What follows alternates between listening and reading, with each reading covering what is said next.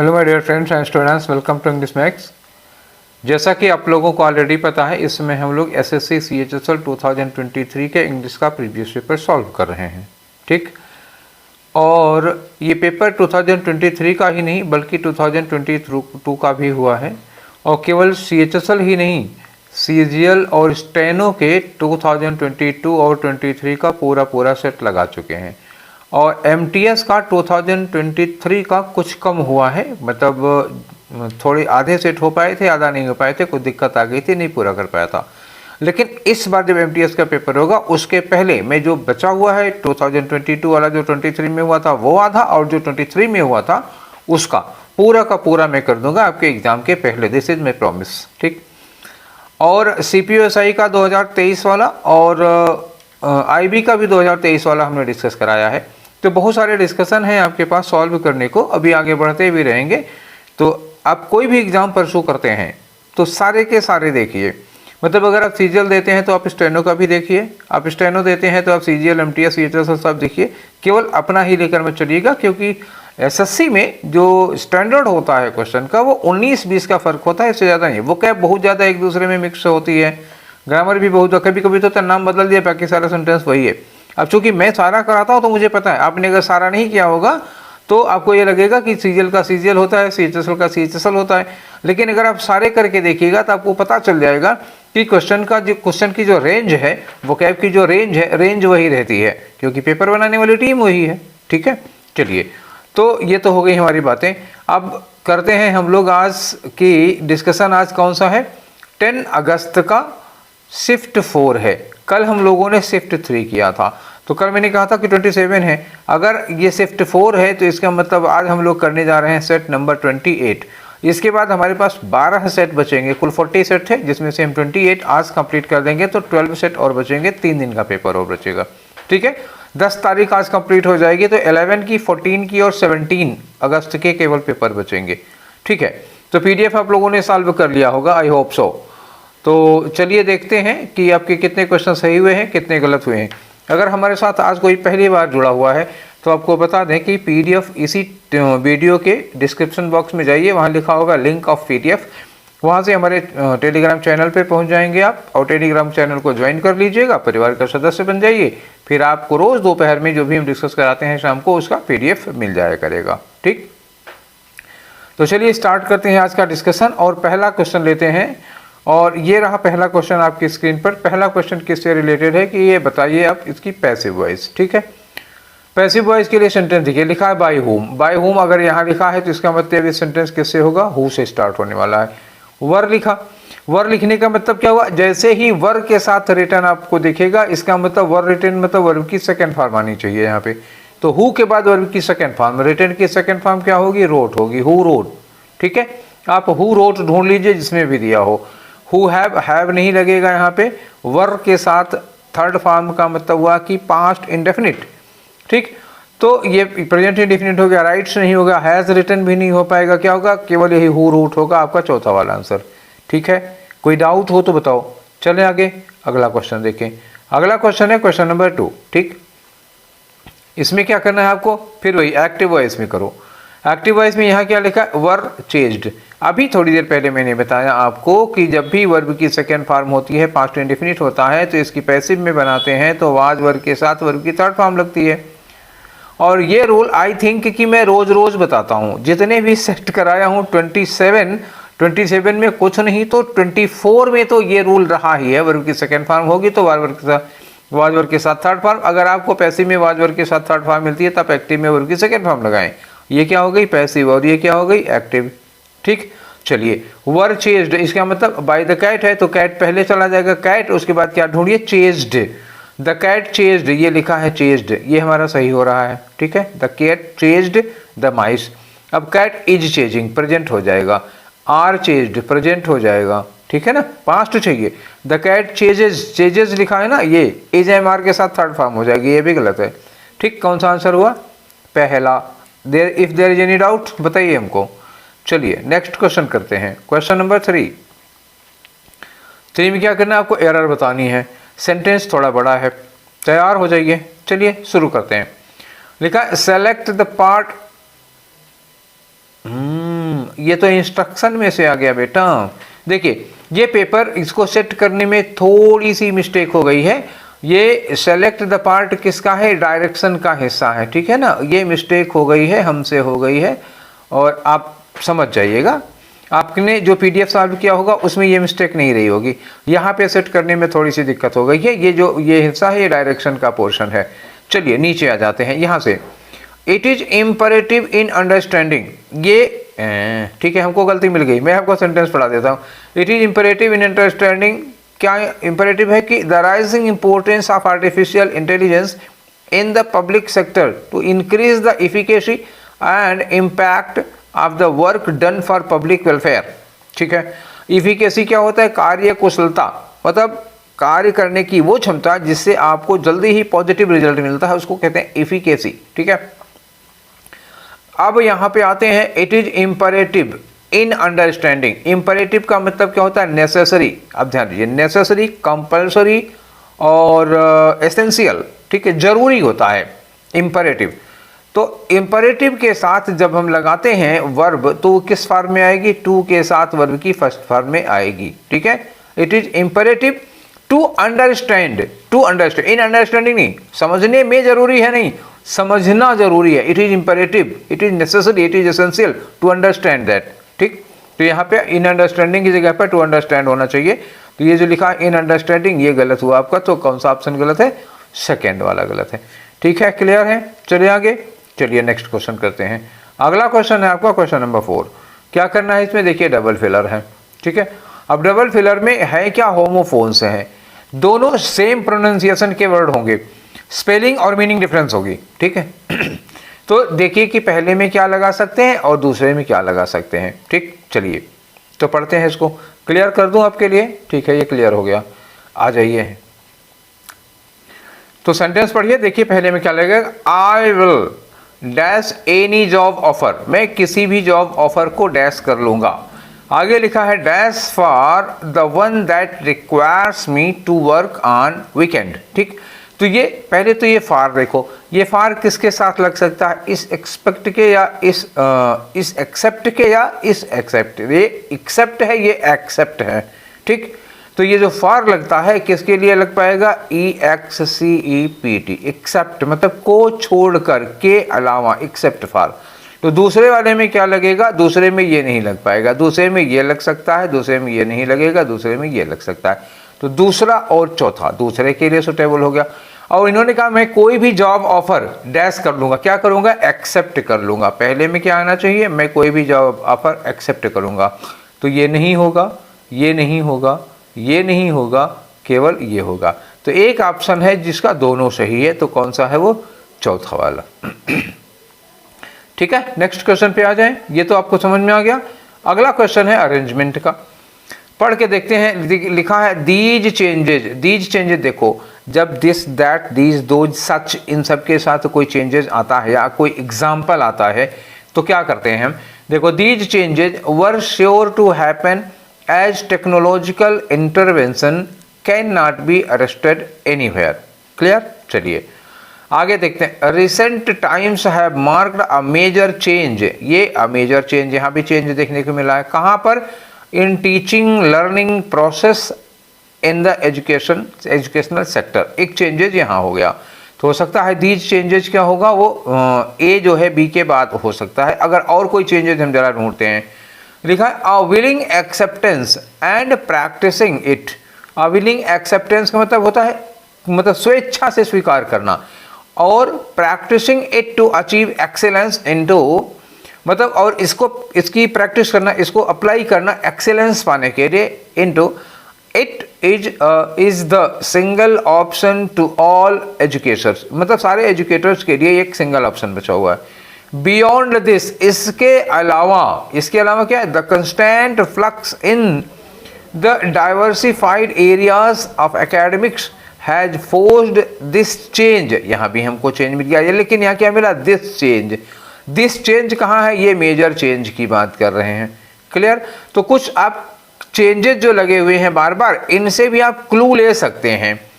तो सबसे पहले हम क्या करेंगे, सबसे पहले हम करेंगे ये चेंज, इसमें स्टार्टिंग दे रहा है क्योंकि सी में क्या लिखा है, प्रैक्टिसिंग इट, किसको प्रैक्टिस करने की बात हो रही है ये अभी पहले बताया जाएगा। और इसमें देखिए दीज चेंजेस लिखा है और इसमें भी क्या लिखा है, इसमें दिस, इसमें बियॉन्ड दिस लिखा हुआ है और दिस चेंज लिखा हुआ है। तो स्टार्टिंग के लिए एक ही सेंटेंस आपके पास बच रहा है, कौन सा बच रहा है, बी बच रहा है। बी बचने का मतलब ये दोनों तो आपके गए, किसी काम के नहीं है, बचा बी दूसरा वाला और तीसरा वाला।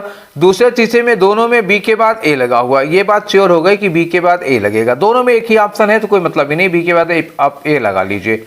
तो हमको क्या मिला कि recent times have marked a major change in the teaching learning process in the educational sector, और ए लगा दो these changes were sure to happen as technological intervention can not be arrested anywhere. उसके बाद आप सी लगाओगे कि D लगाओगे। अब हम ये देखते हैं, विलिंग एक्सेप्टेंस की बात हो रही है, ठीक है। विलिंग एक्सेप्टेंस किसके लिए, इच्छा पूर्वक किसको एक्सेप्ट कर रहे हैं आप। देखो ये जो डी में बताया गया है कि beyond this constant flux in the diversified areas of academics has forced this change, और उसी को हम विलिंगली एक्सेप्ट कर रहे हैं और उसको प्रैक्टिस भी कर रहे हैं एक्सीलेंस पाने के लिए, ठीक है। तो हम डी के बाद सी लगाएंगे, ज़्यादा सुटेबल होगा। सी के बाद डी लगाएंगे तो उल्टा पड़ जा रहा है, ठीक है। तो बी ए के बाद डी सी इसमें दिया हुआ है, आपका थर्ड वाला आंसर होगा। क्लियर हो गया, चलिए आगे आ जाइए। अगला क्वेश्चन है क्वेश्चन नंबर 6। क्या करना है, इसमें एक अंडरलाइन किया हुआ कुछ पार्ट है, उसको आपको क्या करना है, सब्स्टिट्यूट करना है। देखिए यहाँ इफ लगा हुआ, इफ के साथ विल लगता नहीं है, सीधी सी बात। कंडीशनल में आपने पढ़ा होगा कि कंडीशनल्स के साथ इफ है, अनलेस है, इन केस है, अनकंडीशन है और प्रोवाइडेड है, इनके साथ हम विल सेल नहीं लगाते हैं। कुछ और भी हैं, आप 10th वाला वीडियो देख लीजिए, आपको पता चल जाएगा, ठीक है। चलिए लिखा है कि she will accept his love proposal, वो उसके लव प्रपोजल को एक्सेप्ट कर लेगी। आगे लिखा if he will express impressively, अगर वो इम्प्रेसिव प्रभावशाली ढंग से अपना प्रपोजल एक्सप्रेस करता है तो इफ के साथ विल नहीं लगेगा, और जब विल हटेगा तो ही के साथ एक्सप्रेस हो जाएगा। एक्सप्रेस में आपको क्या करना पड़ेगा, ई एस लगाना पड़ेगा, क्योंकि ही सिंगुलर है, सिंगुलर सब्जेक्ट के साथ सिंगुलर वर्ब चाहिए हमको, ठीक है। तो आ जाओ, if he has been expressed, had express नहीं होगा, क्या होगा, इफ ही एक्सप्रेसेज, ठीक। प्रेजेंट इंडेफिनिट है क्योंकि यहाँ फ्यूचर है, फ्यूचर के साथ आपको प्रेजेंट इंडेफिनिट लगाना पड़ेगा इफ वाले में। अब इसको देख लेते हैं तो ये पास्ट हो जा रहा है, तो वो एक सेंटेंस फ्यूचर में एक सेंटेंस पास्ट में तो होता नहीं है, ठीक है। तो ये थर्ड वाला हो जाएगा। क्लियर है, कोई डाउट नहीं। चलिए आगे बढ़ते हैं, मैं ही पूछता हूँ, मैं ही बताता हूँ। अगला क्वेश्चन ले लो, एंटोनिम बताना है किसका, अंडरलाइन का। अंडरलाइन क्या है, पोटेंशियल। पोटेंशियल क्या होती है, किसी की सामर्थ्य, ठीक है। फिजिक्स में पढ़ा होगा ना, सामर्थ्य, ये सामर्थ्य होगा। अभी जो वर्ड को देखने पे जो मीनिंग आ रही है, पढ़ने के बाद मीनिंग बदल जाती है कभी कभी, तो मैं आपको बताऊंगा। Everyone should be aware of the possibility, possibly greater potential, हर आदमी को अवेयर होना चाहिए possibly greater potential for natural disasters. जो नेचुरल डिजास्टर हैं उनके ज़्यादा पोटेंशियल के बारे में हमको पता होना चाहिए, उसमें कितना पॉसिबल ज़्यादा पोटेंशियल है। वेयर दे लिव, जहाँ वो रहते हैं, और what resources they have in case this happen, ठीक है ना। तो जहाँ हम लोग रहते हैं, कोई भी इंसान जहाँ रहता है, वहाँ का जो नेचुरल डिजास्टर है, जो भी, जैसे मान लो बाढ़ वाले एरिया में है, या आंधी तूफान वाली एरिया में है, या वोल्केनो ज्वालामुखी वाली एरिया में, जहाँ आप जिस भी एरिया में रह रहे हैं, वहाँ किस तरह का नेचुरल डिजास्टर आया करता है और उसकी पोटेंशियल क्या होती है, उसको उन्हें अच्छी तरह से पता हो। जैसे जापान वाले हैं, वहाँ पर भूकंप अक्सर आते हैं, तो उनको पता रहता है कितनी पोटेंशियल के भूकंप आते हैं। तो वो देखो, जापान भूकंप आता है, उतनी जान माल का नुकसान नहीं होता है, वो लोग उसके लिए तैयार हैं, ठीक है। तो पोटेंशियल का मतलब यहाँ क्या होगा, पोटेंशियल। और एंटोनिम बताना है, ध्यान रखिएगा। एंटोनिम, एक मेज हो गया, मेज का मतलब क्या होता है, भूल भुलैया। भूल भुलैया आपने सुना है वर्ड। कुछ ऐसे मकान बनते हैं, पुराने ज़माने में बनते थे, जिसमें बहुत ही घुमावदार रास्ते होते थे, आदमी में भूल जाता था, भूल भुलैया होता है। सर्टेनिटी का मतलब निश्चितता होता है, नॉट का मतलब क्या होता है, गांठ होती है, ठीक है। गांठ समझ गए आप, ये हो गया। और एक न्यूटर होता है। न्यूटर वर्ड का मतलब क्या होता है, जैसे लिंग आपने पढ़ा होगा ग्रामर में, जो होता है, तो मतलब 4 होते हैं, masculine gender, feminine gender, common gender और न्यूट्रल जेंडर। तो वही वाला है, न्यूट्रल जेंडर है, ठीक है। तो अब इसमें क्या आंसर आ सकता है, ये है पोटेंशियल मतलब सामर्थ्य। अब बताओ इन चारों में से आपको कोई चीज समझ में आ रही है जो साइन एंटोनिम में लग जाए? नहीं समझ में आ रहा है। तो अब इस पोटेंशियल का मतलब निकालो जरा। सामर्थ्य अभी हमने बताया, तो अगर सामर्थ्य का यहाँ कोई ऑप्शन मिल ही नहीं रहा है तो हम इस पोटेंशियल पर थोड़ा और डीपली विचार करेंगे। और डीपली विचार करेंगे तो देखिए क्या निकलता है, यही आपको सीखना है। ठीक है, क्या निकलेगा इसमें देखिए। हर आदमी को everyone should be aware of the possibly greater potential. अब ये पोटेंशियल सामर्थ्य है फॉर नेचुरल डिजास्टर। तो यहाँ पोटेंशियल किसके लिए ले गया? सामर्थ्य का मतलब निकल नहीं आया, तो फिर क्या हो गई? संभावना। मतलब आप जहाँ रहते हैं, जिस एरिया में रहते हैं, उस एरिया में नेचुरल डिजास्टर की कितनी पोटेंशियल है, मतलब कितनी ज़्यादा पॉसिबिलिटी है। तो ये पोटेंशियल संभावना पॉसिबिलिटी के सेंस में भी यूज किया जाता है। तो संभावना पॉसिबिलिटी आ जाएगी और यहाँ सर्टेनिटी क्या हो जाती है? एकदम से निश्चितता, श्योर हो जाएगा। ठीक है, तो आपका आंसर कौन सा होगा? अब आया सेकेंड।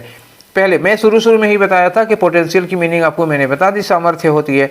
फिर मैंने ये कहा था कि जरा पढ़ के देखते हैं कि क्या यही सेंस है भी कि नहीं है। तो यहाँ जो सेंस है वो सामर्थ्य से ज़्यादा किसकी है? संभावना, पॉसिबिलिटी के लिए है। तो इसलिए सर्टेनिटी उसका एंटोनिम होगा। ठीक है, नहीं तो आप सोच रहे होंगे कि ये कैसे हो गया। ठीक है, ऐसे ही होता है बच्चा। आगे आ जाओ, नेक्स्ट क्वेश्चन ले लो। यहाँ पे आपको किसी इडियम की मीनिंग बतानी है। इडियम क्या है? Queer pitch. ठीक है ना, क्वियर पिच। तो what do you mean by queer pitch? ठीक है, एक जैसे होता है ना, कोई आदमी कोई काम करना चाहता है, उसकी अपॉर्चुनिटी को वो बर्बाद कर देते हैं, नष्ट कर देते हैं। ठीक है, कोई आदमी कोई काम करना चाहता है, उसकी अपॉर्चुनिटी आप बर्बाद कर देते हो, तो उसको होता है क्वियर पिच। ऑप्शन देखते हैं। मेक अ वियर्ड रिक्वेस्ट, मतलब एक विचित्र सी अजीब सी रिक्वेस्ट करना, ये बिल्कुल नहीं होगा। Make a lot of progress, बहुत तरक्की करना भी नहीं होगा। एक्ट आउट ऑफ नॉर्मल, ये भी नहीं होगा। Spoil somebody chance of doing something, किसी के द्वारा कुछ करने की संभावना को, उसके चांस को बर्बाद करना। तो ये रहा आपका ऑप्शन। नेक्स्ट में आ जाओ। अगला क्वेश्चन आपका क्या होगा भाई? देखिए यहाँ पे क्या है, वही सब्स्टिट्यूट करना है आपको। किससे? यही has bigger fish to catch और कैच टू कुक। नहीं, ये एक इडियम है और ये इडियम गलत लिखा हुआ है। ठीक है, एक दिन मैंने बताया था कि बिगर फिश टू फ्राई। ठीक है ना, आपको याद होगा, मैंने एक बताया था बिगर फिश टू फ्राई। क्या मतलब था उसका? जैसे चार लोग कहीं बैठे हुए हैं, अपना डिस्कशन करें, चाय पी रहे हैं, कुछ अपना डिस्कशन करें, फिल्मी दुनिया का या कहीं का इधर उधर का डिस्कशन किए जा रहे हैं। उसमें कि एक आदमी कहता है यार इससे ज़्यादा इंपॉर्टेंट मुद्दे हैं हम लोगों को डिस्कस करने के, we have more important issues to discuss other than this. तो आदमी वही कहना चाहता है कि we have better fish to fry, हमारे पास डिस्कशन करने के और अच्छे इंपॉर्टेंट मुद्दे हैं। तो बिगर फिश टू फ्राई होगा, तो बिगर फिश टू यहाँ होगा has bigger fish to catch, नहीं, यहाँ क्या होगा? टू फ्राई होगा। क्लियर? तो ये है has, he has bigger fish to fry. ठीक, फिश ही होगा, चिकन विकन नहीं होगा, मटन वटन नहीं होगा और बीफ भी नहीं होगा, ये चिकन भी नहीं होगा। बिगर फिश। अब एक पूरा सेंटेंस देख लो, लिखा कि रविंद्र, कल वाले में भी आया था रविंद्र, अभी आज वाले में फिर आया रविंद्र। अब आपको समझ में आ रहा है, ये लोग नाम तक कभी कभी कैरी कर लेते हैं। उसमें दूसरा सेंटेंस था रविंद्र ही लिखा हुआ था, इसमें फिर वही एग्जाम्पल आया। मतलब दोनों दिन का पेपर किसी एक आदमी ने बनाया है, नाम वही उठा के रिपीट कर रहे हैं, इनके नाती पोते या कोई दोस्त में होंगे, नाम लगाए जा रहे हैं। Ravindra has left the friends meeting saying that, उसने दोस्तों की मीटिंग को ये कहते हुए छोड़ के चला गया कि he has bigger fish to fry, क्यों? उसके पास इससे ज़्यादा इंपॉर्टेंट काम करने को है। ठीक है, क्लियर हो गया? तो हमको क्या लगाना था? He has bigger fish to fry. Clear? कोई डाउट तो नहीं है ना? चलिए आगे चलते हैं। नेक्स्ट क्वेश्चन लेते हैं 10 वाला। 10 में क्या करना है आपको? एंटोनिम बताना है। किसका? अंडरलाइन। अंडरलाइन टर्मोइल होता है। टर्मोइल का मतलब क्या होता है? एकदम से उथल पुथल। क्या होता है? जब कोई चीज़, कोई व्यवस्था एकदम से उथल पुथल जाती है, उलट पुलट जाती है, उसको कहते हैं उथल पुथल। समझ रहे हैं ना आप लोग? नहीं समझ रहे होंगे तो बताइएगा। ठीक है, बहुत बड़े स्तर पर जो डिस्टर्बेंस होता है उसको कहते हैं, मतलब अस्थिरता, अनस्टेबिलिटी कह सकते हो आप, डिस्टर्बेंस के लिए लगता है। ठीक है, तो चलो उससे पढ़ते हैं कि due to the weather forecast. Weather forecast का मतलब होता है भविष्यवाणी। किसकी भविष्यवाणी? मौसम की भविष्यवाणी। अब भविष्यवाणी का थी कि that it is going to rain heavily here, मतलब यहाँ बहुत भारी बारिश होने वाली है, ऐसी भविष्यवाणी हुई थी। All the arrangements are in turmoil. Suppose करो आपके यहाँ कोई पार्टी है और पता चले कि बहुत भयानक बारिश होने वाली है, सारा अरेंजमेंट, सारा इंतजाम क्या होगा? टर्मोइल, बिगड़ जाएगा। अब इसका एंटोनिम बताना है, तो उथल पुथल मतलब सब कुछ डिस्टर्ब हो जाएगा। इसका एंटोनिम में क्या हो सकता है? पीस हो सकता है। कमोशन वही होगा, उथल पुथल टर्मोइल ही होगा। फस ये भी वही होगा, टर्मोइल ही होगा। अपरोर ये भी वही होता है। तो ये सब तो साइनोनिम हो गया। एक आंसर बचा, सब कुछ शांतिपूर्वक वाला, पीस वाला हो जाएगा। ठीक है, आगे आ जाओ। नेक्स्ट क्वेश्चन करते हैं 11 में। क्या करना है? दैट कैन सब्स्टिट्यूट दिखा और यहाँ इतना अंडरलाइन किया हुआ है। You would like to watch tonight. ठीक है, अभी तो कुछ कह नहीं सकती है सही है कि गलत है। आगे देखो, लिखा कि could you please tell me which movie you would like to watch tonight. अच्छा, which movie you would like to watch tonight. चलिए देखते हैं। तो सेंटेंस में कोई मिस्टेक तो नहीं नजर आ रही है, लेकिन रिप्लेस करना ही करना है, क्योंकि हमको नो सब्स्टिट्यूशन का कोई ऑप्शन नहीं है। अच्छा, इस सेंटेंस में कोई गलती नहीं नजर आ रही है। Could you please tell me, ये रिक्वेस्ट किया उस आदमी ने। विच मूवी, कौन सी movie. You would like, would like मतलब पसंद करने के लिए वुड लाइक लगते हैं, और वुड लाइक के बाद टू वॉच भी लगता है, टू नाइट, सारा कुछ तो सही है। मतलब सेंटेंस में कोई गलती नहीं है। इसके बावजूद हमको you would like to watch को रिप्लेस करना है, लेकिन मीनिंग सेम रहनी चाहिए। तो यू मे विश नहीं होगा, किसी की इच्छा या प्रेफरेंस जानने के लिए हम मे नहीं लगाते हैं। यू हैव डिजायर, अब देखो हैव के साथ वर्ब की थर्ड फॉर्म आनी चाहिए, गलत है। You are wishing to watch, हाँ, you would like to watch या you are wishing to watch, ये दोनों सेम मीनिंग के सेंटेंस हो जाएंगे। ठीक है, अब ये लिखा है कि are you interested in watching. देखो इंटरेस्टेड इन वाचिंग तो ठीक है, लेकिन जो आर है वो जो सब्जेक्ट के पहले चला गया वो इंट्रोगेटिव बना दिया, जबकि कुड यू प्लीज से इंट्रोगेटिव बना ही हुआ है। आर कहाँ लगना चाहिए था? यू के बाद में लगना चाहिए था, इमीडिएट क्वेश्चन का होता, तो ये चौथा भी गलत हो गया। अब केवल आपके पास एक ऑप्शन बचा रहा है, थर्ड वाला। ठीक है, वही होगा। अच्छा, इसको इम्प्रूव करने की ज़रूरत थी नहीं, लेकिन ऑप्शन में नो सब्स्टिट्यूशन नहीं है। अगर वो होता तो फिर नो सब्स्टिट्यूशन लगा के हम लोग आगे निकल लेते, कोई ज़रूरत थी नहीं। अब अगले क्वेश्चन में आपको बताना है साइनोनिम किसका? फैसिलिटेटेड का। फैसिलिटेट का मतलब होता है किसी को सुविधा प्रोवाइड करना। ठीक है ना, किसी को फैसिलिटी प्रोवाइड करना, सुविधा प्रोवाइड करना। अब देखो पढ़ के, इसी में से उसका आपको एंटोनिम ढूंढना, ये जो वर्ड्स लगे हुए हैं। अब इनमें से भी यहाँ पे मिल गया तो यहाँ से कर लेते हैं हम लोग ना, क्या जरूरत है वहाँ ढूंढने की। चलो, बाउट क्या होता है? बाउट देखो शार्ट टर्म, मतलब क्या हुआ? एक शार्ट पीरियड के लिए जो एनर्जी, बहुत जोर से आप काम करते हैं, शार्ट पीरियड। कोई काम कहा करने को तो थोड़ी देर के लिए, मतलब 10-15 मिनट तो ऐसा लगेगा ना जैसे दीवार गिरा देंगे, महाभारत अकेले जीत लेंगे, इतना जोर से काम करते हैं, वो बाउट कहा जाता है। यहाँ कोई मतलब नहीं है इसका, हटा दो। प्रोलिफिक एक दिन आया था, मैंने कहा था कि by the prolific pain of Munshi Premchand. Prolific pain of Munshi Premchand का मतलब क्या हुआ कि मुंशी प्रेमचंद की पेन बहुत उपजाऊ थी, मतलब बहुत प्रोडक्टिव थी, बहुत सारी किताबें उन्होंने लिखी हैं। तो प्रोलिफिक मतलब बहुत ही प्रोडक्टिव हो जाएगा। यहाँ फिलहाल उसका भी कोई काम नहीं है। हाइंडर का मतलब क्या होता है? बाधा डालना, अवरोध करना, डिस्टर्ब करना। ठीक है, तो इम्पीड करना, ठीक है, रास्ता रोकना, हाइंडर होता है बाधा डालना। अब यहाँ फैसिलिटेट मतलब क्या होता है? सुविधा प्रोवाइड करना। और यहाँ क्या लिख दिया उन्होंने? हाइंडर, बाधा डालना। तो ये हमको एंटोनिम मिल गया हमारा। अब ये लिखा है आउटपुट। आउटपुट मतलब किसी चीज़ का प्रोडक्ट होता है, किसी आपकी मेहनत का प्रोडक्ट है।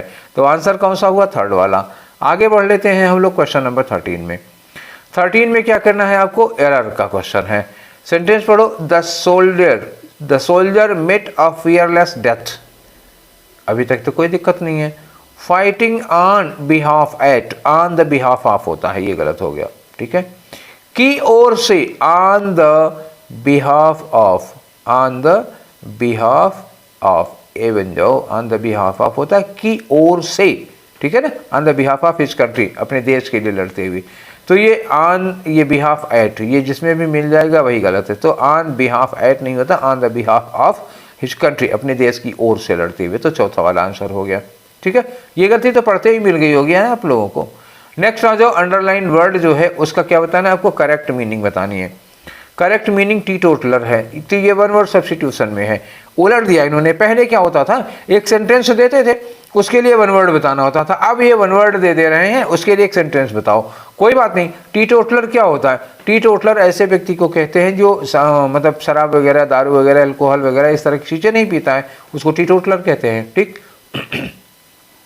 He became a teetotaler after witnessing the negative effects of alcohol on his friends. देख लिया।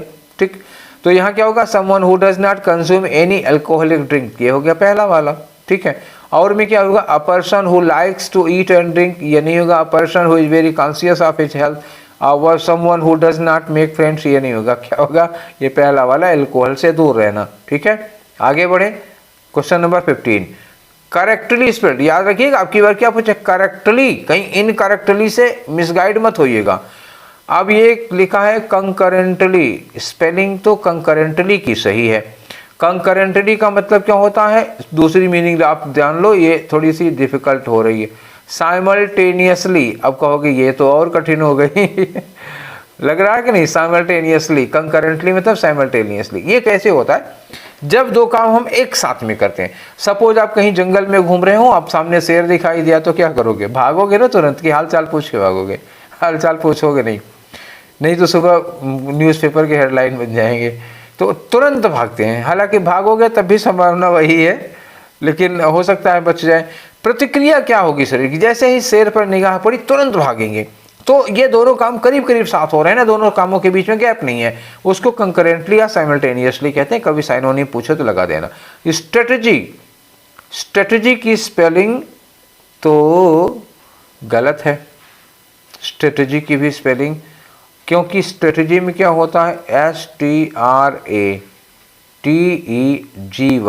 तो स्ट्रेटजी की स्पेलिंग गलत है। आप ये स्ट्रेटजी जानते ही हो आप लोग क्या होती है। थर्ड वाला इफिशिएंट, EFFICIENT, इफिशिएंट मतलब एकदम कार्य कुशल है, इसकी भी स्पेलिंग सही है, इसकी गलत है। और प्रोडक्टिविटी, ये तो गलत ही है, क्योंकि प्रोडक्ट की स्पेलिंग थोड़ी देर पहले ही आप लोगों ने देखा था ना, प्रोडक्ट PRODUCT होता है ना, तो ये प्रोडक्ट यहाँ जो ये लिखा यहाँ ये होगा, लेकिन दो सही नहीं हो सकते। एक तो कंकरेंटली देखने को मिल रहा है, दूसरा तो कंकरेंटली में आखिर गलत क्या है, कंकर, R डबल होना चाहिए है, गड़बड़ हो गया। शुरू में मुझे बताते समय स्टार्टिंग में मैं गड़बड़ कर दिया हूँ, मैं उसको सुधार रहा हूँ। ये कंकर में CUR, ये डबल R होना चाहिए, करंट वाली स्पेलिंग आ जाएगी कंकरेंटली, CURRENT होना चाहिए। और ये सिंगल R था, उस समय मैंने देखा नहीं, मिस्टेक हो गई। अब ये समझिएगा यहाँ पे R डबल होना चाहिए, ये गलत हो गया, तो पहला वाला भी नहीं होगा। अब केवल ये थर्ड वाला ही हो सकता है। ठीक है, बाकी समय जल्दी से मिल गई थी, उसमें थोड़ा सा लापरवाही हो गई, कोई बात नहीं है। ठीक है, दो सही मिलेंगे तो उसमें से एक तो गलत होगा ही होगा, तो फिर ध्यान आ जाता है बाद में कि क्या गड़बड़ हुआ था। ठीक, चलिए आगे। कुछ कंफ्यूज तो नहीं हुए थे ना आप लोग। चलिए आगे चलते हैं, नेक्स्ट क्वेश्चन लेते हैं 16 नंबर का। 16 में इनकरेक्टली, अब की बार क्या है बच्चा, इनकरेक्टली, उस बार करेक्टली था। तो देखो इसमें से किसकी स्पेलिंग गलत है, प्रोसीजर सही है, प्रोसीजर जानते ही हो। प्रोसेसन, इसकी भी स्पेलिंग सही है। प्रेस्क्रिप्शन, प्रेस्क्रिप्शन क्या होता है, डॉक्टर जो दवा वगैरह लिखते हैं प्रेस्क्रिप्शन वो होता है, तो ये भी सही है। ठीक तो है। प्रोसेसन का मतलब जानते हो ना, प्रोसेसन का मतलब होता है जुलूस, जुलूस समझ रहे हो, हाँ ये जुलूस होता है। अच्छा, पिलग्रिमेज, पिलग्रिमेज ये गलत है, इसमें स्पेलिंग क्या होती है, PIL होगा, फिर GRIM होगा, पिलग्रिम हो गया, उसके बाद AGE लगाओ, ये डबल M नहीं होना है, पिलग्रिमेज ऐसे होता है। पिलग्रिमेज मतलब क्या होता है, तीर्थ होता है। ठीक है ना, पिलग्रिम क्या होते हैं, तीर्थ यात्री, और पिलग्रिमेज मतलब जहाँ जा रहे हैं तीर्थ पे आप, उसको कहते हैं। जैसे आप केदारनाथ गए, बद्रीनाथ गए, अयोध्या गए, प्रयाग गए, ठीक है ना, रामेश्वरम गए, ये सब हो गया। ठीक है, या मक्का मदीना गए, या आप रोम जाते हैं, या यरूशलेम जाते हैं, ये तीर्थ है, तो तीर्थ के लिए पिलग्रिमेज लगता है। स्पेलिंग गलत है, आंसर आपका कौन सा होगा, ये चौथा वाला होगा। चलिए हम लोग अगले क्वेश्चन पे चलते हैं, और क्वेश्चन नंबर 17 में क्या करना है, इसमें कह रहे हैं कि इसमें आप सुपरलेटिव डिग्री ऑफ कंपैरिजन में सेंटेंस को बताइए कि ये सेंटेंस, अच्छा, this type is the quiet and most efficient style of humidifier. Most efficient ये दिया तो है, मोस्ट एफिशिएंट। ठीक है, चलिए 17 में देखना है कि यही मीनिंग किसमें दे रहा है। This type is the quiet and efficient, ये तो पॉजिटिव डिग्री होगी ना, quiet and efficient positive degree होगी, ये नहीं होगा। नो चेंज नीडेड, ये सुपरलेटिव तो है, लेकिन क्वाइट जो है ना वो पॉजिटिव डिग्री में कर दिया। और एंड से जुड़ने पर जो दोनों एडजेक्टिव हैं, दोनों या तो दोनों पॉजिटिव में हो या तो दोनों सुपरलेटिव में। देखो एक रूल होता है, if two or more adjectives for the same person are joined by any conjunction like and वगैरह, तो all the adjective joined by any conjunction should be in same degree. In same degree मतलब whether they should be in positive degree or they should be in comparative degree or they should be in superlative degree, ठीक है। अब in which degree they should be, it depends on the structure of sentence. Sentence के structure पर depend करेगा को किस degree में होंगे जिसमें डिमांड होगी, ठीक है। तो इसमें दोनों पॉजिटिव में कर दिया क्वेश्चन, जबकि सुपरलेटिव स्पेशल कर दिया है तो गलत हो जाएगा दूसरा वाला। और ये वाला जो सेंटेंस इन्होंने इनका स्टेटमेंट है वो गलत क्यों हो रहा है, क्योंकि क्वाइट पॉजिटिव डिग्री में आ रहा है, इफिशिएंट सुपरलेटिव डिग्री आ रहा है, उससे पहले मोस्ट लगा हुआ है, तो गलत ये भी है फिलहाल। अब तीसरा देखो, this type is the quietest, ये देखो quietest and most efficient style, दोनों सुपरलेटिव में क्वाइटेस्ट और मोस्ट एफिशिएंट, इसमें दोनों एडजेक्टिव एंड से जुड़े हुए सुपरलेटिव में। अब इसमें देखो this humidifier is quieter, quieter comparative degree में हो जाएगा, तो ये चौथा भी गलत हो गया। अब आपके पास ये तीसरा वाला बच रहा है, क्लियर हो गया। चले आगे नेक्स्ट क्वेश्चन ले लो, 18 नंबर पे आओ। 18 में खाली जगह भरनी है, किससे, साइनोनिम से भरनी है। किसका साइनोनिम, डिवीजन का साइनोनिम लगाना है आपको। तो 18 में पढ़ लेते हैं एक बार सेंटेंस, थोड़ा इजी हो जाएगा ना भरना। It is hard to draw clear lines, ठीक, clear lines of division between work and leisure, आराम और फुर्सत के बीच में क्लियर लाइन खींचना, एकदम डिवाइडिंग लाइन खींचना बड़ा मुश्किल है। तो कॉम्प्रिहेंशन तो होता है यहाँ नहीं, यहाँ डिवाइड करने से रिलेटेड है, तो कॉम्प्रिहेंशन समझने के लिए लगता है पैसेज को, नहीं लगेगा। एडमिनिस्ट्रेशन नहीं लगेगा। डिमार्केशन ये हो सकता है, डिमार्केशन का मतलब होता है जैसे आप ये कोई चीज़ हो, ये कोई चीज़ बीच में लाइन खींच देता है, इस पार आपका इस पार मेरा, तो ये डिमार्केशन हो जाता है, डिवाइडिंग लाइन कहती हैं। प्रोक्रेस्टिनेशन का मतलब क्या होता है, डेली डेली अप्रोच, आज का काम कल पे टालना। जैसे आज कोई काम करना, अरे यार अभी बहुत समय है कल कर लेंगे। जैसे जब कोई फार्म आता है, एसएससी का हो किसी का भी हो, फार्म आता है तो कुछ लोग तुरंत पूछेंगे लास्ट डेट कब है, पता लगा लास्ट डेट अगले महीने के पास, अरे अभी बहुत दिन है यार भर लेंगे, ऐसे करते करते करते करते पता लगा 3 दिन रह जाना, तब आफत मचाएंगे। ऐसे लोगों को प्रोक्रेस्टिनेटर कहा जाता है। प्रोक्रेस्टिनेशन में आज का काम कल पे टालना, ये डिमार्केशन जो होता है वही है डिवाइडिंग लाइन, ठीक है ना। चलिए नेक्स्ट क्वेश्चन करते हैं हम लोग। अगला क्वेश्चन आता है आपका क्वेश्चन नंबर 19। 19 में क्या करना है, साइनोनिम बताने अंडरलाइन का। अब ये आया टेंटलाइज। तो टेंटलाइज का मतलब क्या होता है, किसी को टार्चर करना, किसी को बहुत ज़्यादा परेशान करना, टीज करना, मतलब एकदम खिंचा देना जैसे होता है, आदमी परेशान हो जाता है, पक जाता है, ठीक। देखो नेवर्स वर्ड्स ऑलवेज टेंटलाइज अस, पड़ोसियों के शब्द हमेशा मुझे टेंटलाइज करते हैं हम लोगों को। इसका साइनोनिम पैसिफाई, शांत करना, अपोजिट हो जाएगा। प्रोवोक का मतलब भड़काना, उकसाना, हाँ ये हो सकता है। मिसगाइड करना कोई रिलेशन नहीं है। डायरेक्ट करना, दिशा निर्देश देना बिल्कुल नहीं होगा, तो क्या होगा, प्रोवोक करना। क्लियर हो गया। एक एंटोनिम था, पैसिफाई एंटोनिम था और प्रोवोक साइनोनिम था, बाकी दोनों का कोई लेना देना नहीं था, ठीक है। अगला क्वेश्चन है जो अगला क्वेश्चन है क्वेश्चन नंबर 20। 20 में क्या, वही जम्बल्ड ऑर्डर पढ़ लो। लिखा है प्लेजर, फन एंड लग्जरी, ठीक है, तीनों से करीब करीब सेम है। In life, more than anything else, अच्छा।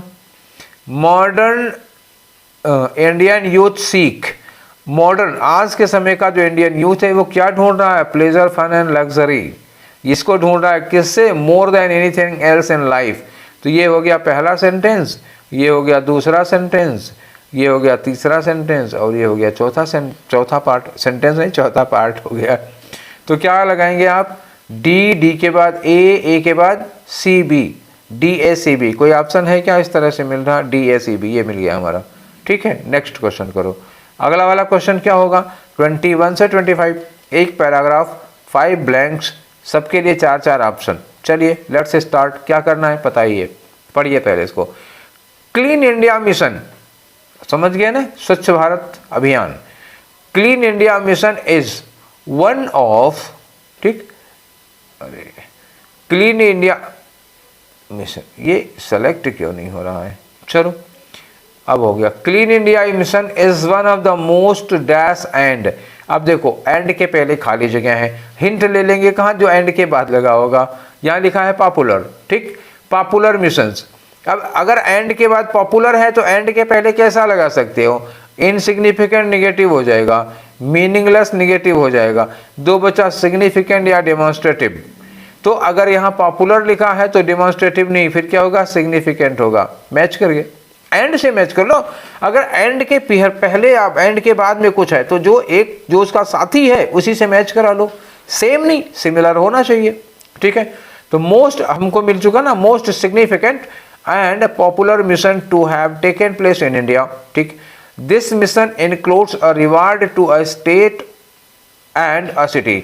इसमें क्या होता है कि भारत के जितने भी राज्य हैं उनमें से एक राज्य को इनाम मिलता है और एक शहर को मिलता है। इससे क्या होता है कि this encourages every citizen to keep the surrounding clean, ठीक है। आगे लिखा कि this cleanliness campaign was dash by the Indian government at the national level. National level पर भारत सरकार इसको डैश करती थी, तो क्या करती थी, गवर्न करती रही होगी, ठीक है। इंडियन गवर्नमेंट है तो गवर्न करेगी या रेगुलेट करेगी, ठीक है। लॉन्च भी हो सकता है, वाज लॉन्च्ड बाय, जो भी हो। आगे देखते हैं, dash all the rural towns and urban cities. कहाँ होगा, सारे रूरल टाउन्स में और सारे अर्बन सिटीज में ये चीज़ें लागू की गई थी, तो इंक्लूडिंग कर सकते हो। लिखा its primary objective is to spread awareness. इसका जो मेन मोटिव है, जो उद्देश्य है वो क्या है, स्प्रेड अवेयरनेस, जागरूकता फैलाना and importance of cleanliness. Slogans are written on the banners, banner पे स्लोगन लिखे जाते हैं, एंड पिक्चर्स पे are painted in a very attractive manner to evoke, लोगों को आह्वान करने के लिए, द फीलिंग ऑफ क्लीनलीनेस, उनके अंदर ये भावना जगाने के लिए। आफ्टर दैट, उसके बाद a major objective was to teach citizens. इसका एक दूसरा बड़ा ऑब्जेक्टिव, दूसरा उद्देश्य क्या था, to teach citizens to dash of waste mindfully. तो डैश ऑफ वेस्ट, आप जो वेस्ट, जो कूड़ा कचरा डिस्पोज करते हो, आ गया ना डिस्पोज, और ये ऑफ किसके साथ लग जाता है, डिस्पोज के साथ लगेगा। तो डिस्पोज ऑफ वेस्ट माइंडफुली, मतलब सोच समझकर कूड़ा करकट फेंके, and to provide basic dash facilities, basic के बाद और उनको डैश फैसिलिटीज प्रोवाइड कराना। फॉर दिस, अब कैसी फैसिलिटी होगी, ये सैनिटेशन की फैसिलिटी होगी, हाइजीन की फैसिलिटी होगी, यही तो होगी। For this wet and dry dustbin are kept by the every citizen whether it is home या ऑफिस। क्लियर हो गया, समझ गए किस मूड का पैसेज है। पहला तो हम लोग भर ही चुके हैं सिग्निफिकेंट। दूसरे वाले में आ जाओ, ये दूसरा वाला है, यहाँ फिलर नंबर 2, इसके लिए आप क्या लगा पाओगे, ये जो लगाना है उसके लिए क्या लगाओगे बताओ। तो इन्होंने कहा कि ये जो क्लीनलीनेस कैंपेन था was dash by the Indian government, was governed by Indian government हो सकता है। रिहर्स्ड का मतलब इसका रिहर्सल किया गया था इंडियन गवर्नमेंट के द्वारा, नहीं। डोमिनेटेड, इस पे यही सेंट्रल गवर्नमेंट हावी थी, हावी नहीं थी, ये उसको गवर्न करती थी। डोमिनेट करना नेगेटिव सेंस में आ जाएगा। अनऑर्गेनाइज्ड तो होगा ही नहीं, ऑर्गेनाइज्ड बाय लिखा होता तो ज़्यादा ठीक था। तो जितने ऑप्शन अवेलेबल हैं उसमें गवर्नड ज़्यादा सुटेबल है। गवर्न मतलब रेगुलेटेड बाई, ठीक है। नेक्स्ट क्वेश्चन पे आ जाओ। अगला आ गया आपका क्वेश्चन नंबर, फिलर नंबर 3। तो आपको यहाँ लगाना है, ठीक है ना।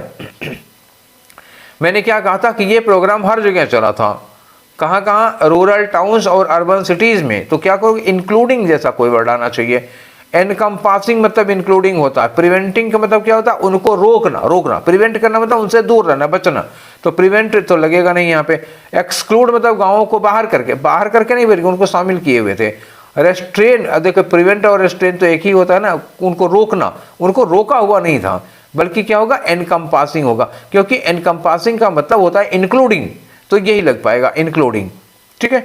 अगला आ जाओ, क्वेश्चन नंबर 24, फिलर नंबर 4, ठीक। फिलर नंबर 4 में क्या, यहाँ पे लगाना है, ठीक है। यहाँ हमने कहा था ना कि इसका एक मेन ऑब्जेक्टिव, इसका मेन उद्देश्य एक ये भी था कि लोगों को अवेयर कराना कि जो लोग कूड़ा फेंकते हैं अपने कूड़े को माइंडफुली फेंके, मतलब क्या, सोच समझकर कहाँ फेंकना चाहिए, कहाँ नहीं फेंकना चाहिए, ठीक है। तो यहाँ पर क्या होगा, डिस्पोज ऑफ, ये ऑफ लगा है, कूड़े को निपटारा करने के लिए हम लोग डिस्पोज कहते हैं, और डिस्पोज के बाद ऑफ ही लगता है। तो यहाँ शो ऑफ नहीं होगा, ना तो डिस्टर्ब ऑफ होगा, ना तो फिनिश ऑफ होगा, बल्कि क्या होगा, डिस्पोज ऑफ। ये ऑफ के लिए वो फिक्स है, ठीक है। नेक्स्ट क्वेश्चन पे आ जाओ। अगला क्वेश्चन क्या है हमारा, फिलर नंबर 5, ये रहा आपका डैश, बेसिक डैश फैसिलिटीज। तो मैंने क्या था आपको बताया था, बेसिक डैश फैसिलिटी। अब वो डस्टबिन प्रोवाइड कर रहे हैं तो इसका मतलब क्या हुआ, वो सैनिटेशन या हाइजीनिक, सैनिटेशन या हाइजीनिक फैसिलिटी उनको प्रोवाइड करना है। तो ये सैनिटेशन फैसिलिटी दिया हुआ है, रिफाइनमेंट नहीं होगा, कंटेमिनेशन फैसिलिटी थोड़े होती है, प्रदूषण की फैसिलिटी मतलब उनको कूड़ा दे देंगे, थोड़ा फैला लो सड़क पे और डाल दो, ऐसा तो नहीं होगा। प्यूरिफिकेशन की फैसिलिटी नहीं होती, सैनिटेशन होता है, ठीक है, सफाई की फैसिलिटी। तो ये थे हमारे 25 क्वेश्चन। आज सेट नंबर कौन सा था? 28। क्लियर हो गया? चलिए, 28 नहीं था, ये 27 है, 28 है, 28 था, हाँ आज ये 28 है। इसके बाद हम लोग क्या करेंगे? 11 का, मतलब 10 अगस्त हम लोग फिनिश कर चुके हैं। अब इसके बाद हमारा आता है कौन सा? 11 अगस्त और 14 अगस्त और 17 अगस्त, इतना बचेगा, ठीक है। तो ये सेशन आप लोगों को कैसा लगा? मैंने अपनी तरफ से पूरी कोशिश की कि आपको कोई कन्फ्यूज़न नहीं होगा। अगर है तो कमेंट बॉक्स में लिखिएगा या हमको मैसेज करिएगा, ठीक है। तो आज का सेशन यहीं पर वाइंड अप करते हैं, फिर मिलेंगे कल वाले सेशन में। Take care, thank you.